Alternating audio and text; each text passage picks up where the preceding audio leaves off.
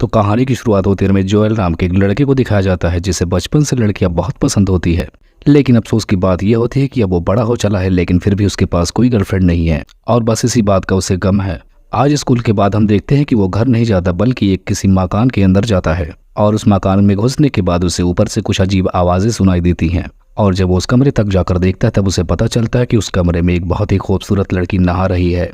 इसी दौरान जोएल उस लड़की को आवाज देता है, जिस पर वो लड़की जोएल से पूछती कि आखिर तुम कौन हो और यहाँ क्या करने आए हो। तब जोएल बताता है कि वो स्कूल से अपने घर जा रहा था, लेकिन वो गलती से इस मकान में घुस गया है। उसे ये भी नहीं पता कि वो आखिर यहाँ पर किस लिए आया है। और अब वो लड़की जोएल को अपने पास बुलाती है। वो कहते हैं कि क्या तुम मुझे आकर नहला सकते हो। अब जोएल उसे हवस भरी नजरों से देखती हुई उसे नहलाने के लिए जाने लगता है, लेकिन तब तक उसकी आंख खुल जाती है और उसे जोर का झटका लगता है और पता चलता है कि वो एक सपना देख रहा था।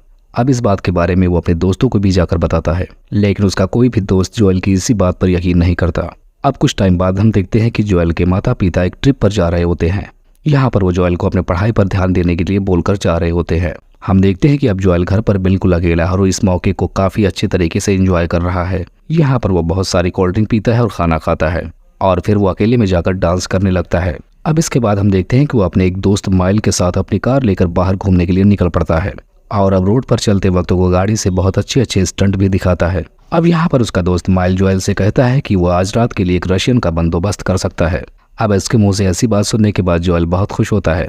अब हम देखते हैं कि वो घर पर आ जाता है, जहाँ पर वो उस रशियन का बहुत बेसब्री से इंतजार कर रहा था जो उसका दोस्त लेकर आने वाला था।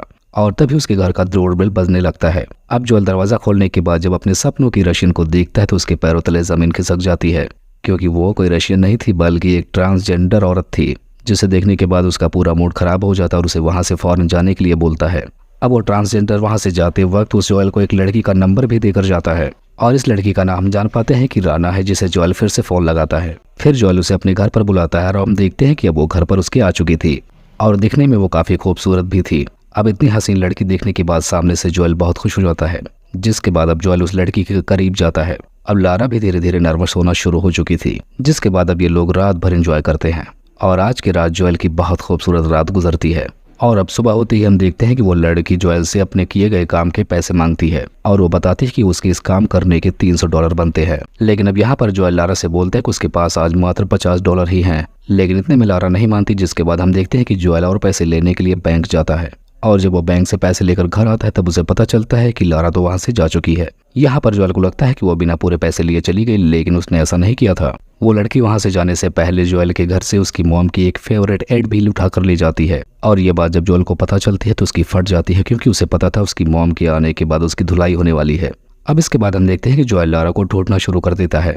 अब इसके बाद जोएल की मुलाकात एक शख्स से होती है जिसका नाम फ्यूटो होता है, लेकिन वो काफी बुरा आदमी होता है। अब हम देखते हैं कि जब लारा और जोएल एक के बारे में बात कर रहे होते हैं तब वो अपना घर जोएल पर रखता है, जिसके बाद जोएल जबरदस्ती करके वहां से भाग जाती है। इधर जोएल भी कैसे भी करके अपनी कार निकाल लेता है, जिसके बाद हम देखते हैं कि क्योटो भी अपनी गाड़ी निकालकर उनका पीछा करने लगता है। अब हम देखते हैं कि किसी तरीके से जोएल यहाँ से बच निकलने में कामयाब हो जाता है, जिसके बाद हम देखते हैं लारा दोबारा जोएल से मिलने उसके घर आती है। वो बताते हैं जोएल को कि उसकी माँ का एड्रेस अब उसके पास नहीं है बल्कि वो क्योटो के पास है, लेकिन अब वो उसे वापस नहीं करेगा। अब हम देखते हैं कि जोएल के स्कूल जाने का टाइम हो गया था, जहाँ पर वो लारा से कहता है कि अभी वो उसके घर पर ही रहे, लेकिन वो जाने से पहले एक और रिक्वेस्ट करता है कि वो उसके घर में दोबारा से किसी तरह की कोई चोरी ना करे। अब इधर हम देखते हैं कि जोएल जब अपने स्कूल में होता है, लेकिन फिर भी वो बार बार अपनी घड़ी पर देखे जा रहा था और वो सोच रहा होता है कि कैसे भी ये वक्त खत्म हो जाए और मैं जल्दी से लौरा के पास पहुंच जाऊं। और होता भी ऐसे है, वो शाम होते ही लौरा के पास पहुंच जाता है। जब वो घर पहुंचता है तब उसे पता चलता है कि उसके दोस्त भी उसके घर पर पहुंच चुके हैं और इसके साथ साथ वहां पर लौरा की एक सहेली भी है, यानी लौरा ने एक दिन में ही उसके घर को वैश्यालय बना रखा है। यहाँ पर हम दूसरी लड़की का नाम विकी जान पाते हैं और कुछ टाइम गुजरने के बाद जोएल भी विकी को एक्सेप्ट कर लेता है। अब इसी दौरान वहां पर जोएल का दोस्त बैरी भी आता है। अब ये चारों मिलकर नाइट आउट के लिए निकल पड़ते हैं। तब जोएल अपनी कार को एक अकेली जगह पर ले जाता है जहाँ पर नदी का एक किनारा होता है, लेकिन तब तक उसकी कार नदी की तरफ जाने लगती है और चाहकर वो उसे रोक नहीं पाता। आखिरकार वो कार अब पानी में डूब चुकी है। इसके बाद जोएल अब उस कार को रिपेयर करवाने के लिए लेकर जाता है, लेकिन अब खड़ी कार के अंदर मछलियां निकल रही हैं। अब उसकी कार बन जाने के बाद वहां का मैकेनिक जो बिल जोएल को बताता है तो उसकी फट जाती है, क्योंकि कार जितने में बनी है जोएल के पास उतने पैसे नहीं हैं। जिसके बाद जोएल वहां से जाकर अब लारा से इस बारे में बात करता है। तब यहाँ पर लारा उसे बताती है कि मैं तुम्हें एक ऐसा जुगाड़ बता सकती हूँ जिसके बदले में तुम अपनी कार अच्छे से बनवा सकते हो। जब जोएल लारा से पूछता है कि आखिर मैं ऐसा क्या करूँ, तब लारा उसे बताती है कि क्या मैं तुम्हारे घर को एक दिन के लिए वैश्यालय बना सकती हूँ, क्योंकि इससे हमें काफी पैसे मिलने वाले हैं। अब मजबूरन जोएल इसके बारे में हाँ बोल देता है। इधर हम जोएल के पेरेंट को देखते हैं जो जोएल से कनेक्ट करने की कोशिश कर रहे थे और इस वक्त वो जोएल को फोन करके बताते हैं कि वो बहुत जल्द ही आने वाले हैं। अब इससे हम जान पाते हैं कि जोएल के पास अब ज्यादा वक्त नहीं बचा था। अब हम देखते हैं कि जोएल अपने स्कूल के दोस्त और बाकी दोस्तों को भी अपने घर पर बुलाता है और इधर लॉरा भी अपनी सारी सहेलियों को बुलाती है और इस तरह से आज जोएल के घर में फुल ऑन पार्टी होने वाली थी और इस तरह से सारे लोग इस पार्टी को एंजॉय करते हैं। तभी यहाँ पर माहौल खराब होने वाला था क्योंकि एक कंपनी का मालिक जोएल से यहाँ पर इंटरव्यू लेने के लिए आया था और इस इंटरव्यू से यहाँ पर यह पता चल जाता है कि जोएल अब एक कंपनी में जॉब करने के लिए जाएगा या नहीं। लेकिन जब वो जोएल के घर पर पहुंचता है तो उसकी देखने के बाद आंखें फट जाती हैं। अब जोएल कोऑर्डिनेटर से मिलकर उसे अपने कमरे में लेकर आता है जिसके बाद वो आदमी अब उसका इंटरव्यू लेना शुरू कर देता है। यहाँ पर वो जोएल से पूछता है कि तुम्हारा फेवरेट सब्जेक्ट कौन सा है। अब यहाँ पे इस बात का जवाब जोएल अपने हिसाब से देता है। अब इसके बाद हम देखते हैं जोएल और लॉरा दोनों मिलकर एक रेलवे स्टेशन पर जाते हैं जहाँ से वो शिकागो के लिए ट्रेन पकड़ते हैं। ये लोग ट्रेन में तब तक सफर करते हैं जब तक ट्रेन का हर एक बंदा ट्रेन से उतर नहीं जाता, जिसके बाद अब सबके उतर जाने के बाद ये लोग यहाँ पर इंटीमेट होते हैं। अब अगली सुबह जब जोएल वहां से अपने घर के लिए निकलता है तब घर पहुंचकर उसे पता चलता है कि उसके घर में चोरी हो चुकी है। अब इस बात के लिए उसे लॉरा पर शक होता है जिसके बाद वो फौरन लॉरा को फोन लगाता है लेकिन उसका फोन अब क्यूटो उठाता है जिससे हमें पता चलता है कि उसके घर में चोरी क्यूटो ने की है।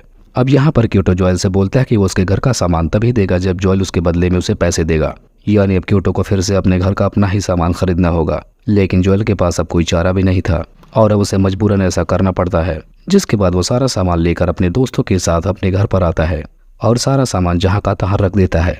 और इसके बाद वहाँ पर हम देखते हैं कि जोएल के पेरेंट्स भी अब आ चुके हैं। यहाँ अपने घर में चारों तरफ देखने के बाद इन लोगों को सब कुछ तो ठीक लगता है लेकिन जोएल के मॉम की नज़र जब उनके हेड पर जाती है तब वो वहाँ से गायब था। लेकिन थोड़ी देर बाद जोएल की मॉम देखती है कि उनका हेड की जगह पर टूटा फूटा पड़ा है। तब जोएल की मदर जोएल से पूछते कि आखिर तुमने ऐसा क्या किया मेरे हेड के साथ। लेकिन यहाँ पर जोएल के पास कोई जवाब नहीं था जिसकी वजह से वो अटकी भटकी बातें करने लगता है जिस पर जोएल की मॉम उसे बहुत डांटती हैं। लेकिन तब तक जोएल के फादर भी जोएल के पास आते हैं और वो बहुत खुश थे।